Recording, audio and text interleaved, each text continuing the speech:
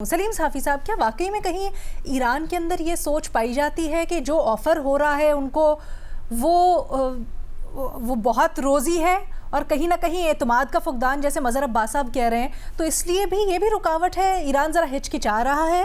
ایسا بھی کیا ہو سکتا ہے؟ جی، اعتماد کا فقدان تو ان کا ہے، کیونکہ ماضی میں ان کے ساتھ 2 مرتبہ ایسا ہو چکا ہے کہ مذاکرات ہو رہے تھے اور اس دوران ان پہ حملہ کر دیا گیا جی. اور ابھی بھی وہ ظاہری بات ہے کہ دنیا میں کوئی ایسی طاقت یا کوئی ایسا ملک نہیں ہے کہ کل اگر خدا نخواستہ دوبارہ امریکہ چاہے اور اسرائیل چاہے دونوں اور ایران پہ حملہ کرنا چاہیں تو کون ان کو روکے گا.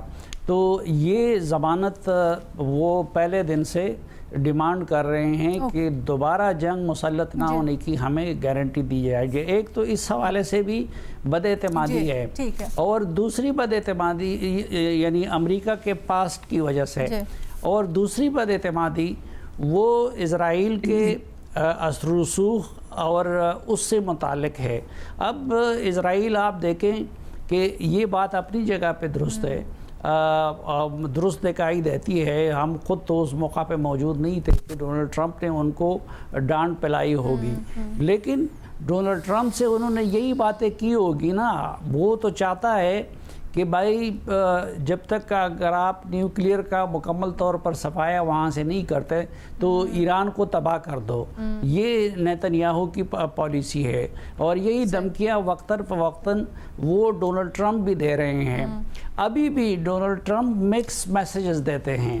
مثلاً اس روز اس نے جو کشتی کی اور اس کی جو تصویر دی تھی اور اس کے ساتھ بائے بائے لکھا تھا، تو آپ اس سے یہ مطلب بھی لے سکتے ہیں کہ ڈونلڈ ٹرمپ جنگ کو بائے بائے کہہ رہے ہیں، اور آپ اس سے یہ مطلب بھی لے سکتے ہیں کہ وہ امن کو بائے بائے کہہ رہے ہیں. یعنی اس سے دونوں مطلب لیے جا سکتے ہیں.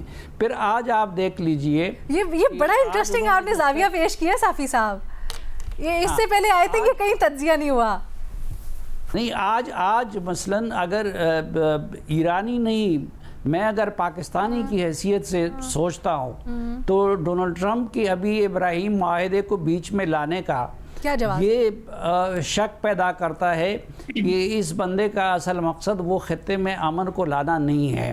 اور پھر یہ بات بھی ثابت ہو گئی، کیونکہ کل ان کا لہجہ یا پرسوں ان کا لہجہ یا مارکو روبیو کا لہجہ وہ دوسری طرح کا تھا، لیکن جو یہودی لابی نے اس دوران ان پہ یلغار کر دیا. بالکل صحیح نشاندہی کر رہے ہیں آپ. ویسے مارکو تو میڈیا کے ذریعے بالکل صحیح کہہ رہے ہیں. ویسے روبیو تو اپنی سافٹ ٹون کے لیے سمجھے جاتے ہیں، لیکن بڑی آپ نے اہم نشاندہی کی ہے صافی صاحب. آپ کو یاد ہوگا کہ میں ریکارڈ کی بات ہی کرنے لگی ہوں، آپ کو بھی یاد ہوگا جو چیز لینزی گرام نے لکھا تھا وہ آج ڈونلڈ ٹرمپ نے کاپی کیا ہے، تو اس لابی کے زیر اثر بھی ہے. یہ شک بھی ان پہ کیا جاتا ہے کہ وہ اس لابی سے آزاد ہو سکتے ہیں یا نہیں ہو سکتے. سر اچھا، آپ کو یاد ہوگا کہ کچھ عرصہ پہلے ہم نے یہی اندازہ لگایا، ہم لوگوں نے ڈیبیٹ کی اسی پینل کے اوپر بیٹھ کے، تو سید محمد علی صاحب نے اس بات کا اظہار کیا تھا کہ ان کے خیال میں اب جو اسرائیلی لابی کا اثر و رسوخ ہے امریکہ میں اور ٹرمپ کے اوپر وہ کم ہو رہا ہے.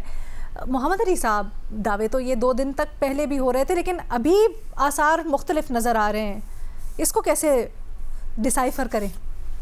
نہیں، میں نے یہ نہیں کہا کہ اسرائیل کا یا جوش لابی کا اثر جو ہے وہ کم ہو رہا ہے. میں یہ سمجھتا ہوں عوامی سطح پہ اس کی مقبولیت میں کمی آ رہی ہے، لیکن صدر ٹرمپ پہ جو ان کا اثر و رسوخ ہے اس میں تو کوئی کمی میں فیوچر میں بھی نہیں دیکھ رہا. اچھا، اور لیکن میں کوئی کامنٹ یہ ابراہم اکارڈ کے حوالے سے کرنا چاہتا ہوں کہ اس وقت 4-5 چیزیں ایسی ہیں جس کی وجہ سے یہ بالکل ان ریئلسٹک ایکسپیکٹیشن ہے.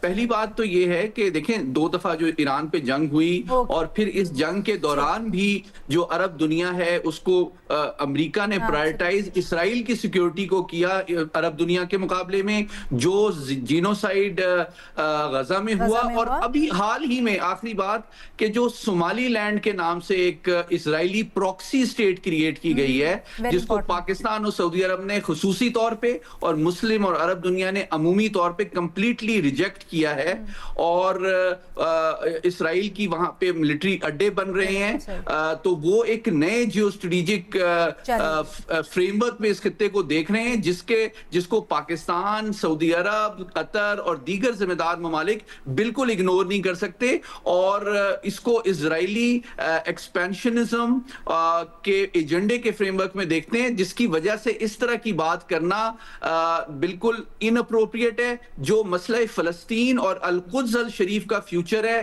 ابراہم اکارڈ کا تعلق اس سے ہے، جو موجودہ ڈی ایسکلیشن کا پروسیس ہے، اگر اس کو حتمی اور فیصلہ کن نتائج تک پہنچانا ہے تو میں سمجھتا ہوں ابراہم اکارڈ سے اس کو بالکل ڈفرینٹیشیٹ کرنا چاہیے، بالکل لنک نہیں کرنا چاہیے۔ آپ ویسے ایکسپیکٹ کیا کریں، کیا کوئی پریشر آئے گا یا پھر یہ یہیں پر بات ختم ہو جائے گی، اور اگر ایسا ہے تو کیا ہونا چاہیے پھر ہمارا رد عمل؟